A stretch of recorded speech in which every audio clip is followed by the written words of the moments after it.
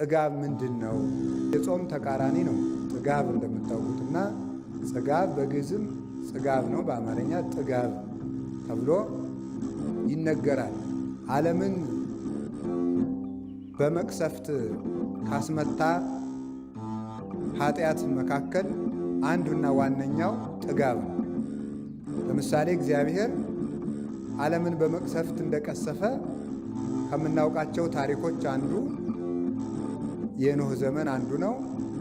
የሰዶም ዘመን አንዱ ነው።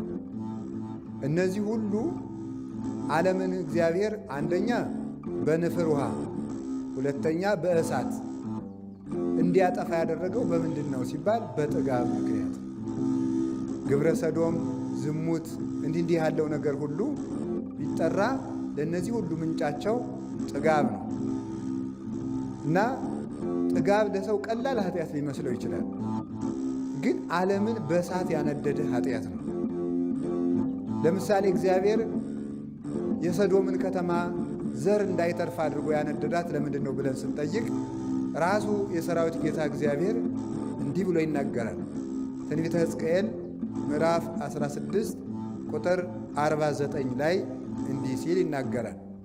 ዝንቱ ውእቱ ኃጢአታ ለሰዶም እህትኪ ኢየሩሳሌም ሆይ፣ የእህትሽ የሰዶም ኃጢአት ይህ ነው።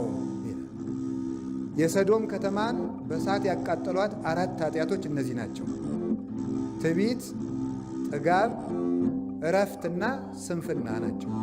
እነዚህ 4ቱ ኃጢአቶች ሰዶም ከተማን እግዚአብሔር በእሳት እንዲቀጣ አድርጓል ማለት ነው። ስለዚህ ይህንን አባቶቻችን በቅደም ተከተል ሲያስቀምጡት ጥጋብ እረፍትን ያመጣል። ጥጋብ እረፍትን ያመጣል።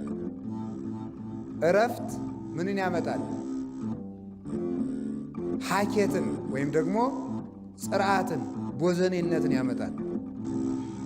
ይሄ ምንን ይወልዳል? ትዕቢትን ይወልዳል። ራሳቸው ቅደም ተከተል አላቸው። ሰው ሲጠግብ ጥጋብ ምንን ያመጣል ማለት ነው? እረፍትን ይወልዳል። ጥጋብ እረፍትን ይወልዳል። እረፍት ስለዚህ ሰው ሲበላ ያለ መጠን በበላ ጊዜ ማረፍ ነው የሚፈልገው። ይደክመዋል፣ ማረፍ ይፈልጋል። ሲያርፍ ምን ይሆናል ደግሞ? ሰውነቱ ልህሉህ ይሆናል። ልህሉህ ይሆናል፣ ልል ዘሊል ይሆናል ማለት ነው። ተመልከቱ፣ የታን ዘይልል እንዲል ይላሉ አባቶቻችን። ልህሉህ ዝም ብሎ ይሄ ነዝላል ይሆናል ማለት ነው። ነገሩን በአግባቡ ማከናወን የማይችል ከራስ ጠጉሩ እስከ እግር ጥፍሩ ድረስ በድንጋይ የተቀጠቀጠ ያህል እስኪሰማው ድረስ ሰውነቱ በሙሉ ድቅቅ ይላል፣ ይወልዳል። ከዚያዝ ስንፍናን ይወልዳል ማለት ነው። ከዛ ስራውን በአግባቡ ማከናወን ያቅተዋል። ጸሎት ጀምሮ ጸሎቱን እግዚአብሔር ይወደዋል ወይም በእግዚአብሔር ፊት እየጸለይኩት ነው ሳይሆን ገጾችን እየጨረስኳቸው ነው ወይ ብሎ መቁጠር ይጀምራል። ከዚያ በኋላ እንቅልፍ ይዞት ይተኛል ማለት ነው። ያንን የሚያመጣው ምንድን ነው ሲባል ጥጋብ ነው። ጥጋብ እረፍትን ያመጣል። እረፍት ስንፍናን ያመጣል። ስንፍና ደግሞ ሰውነት ሲታጀር ደግሞ ምን ያመጣል? ትዕቢት ይመጣል።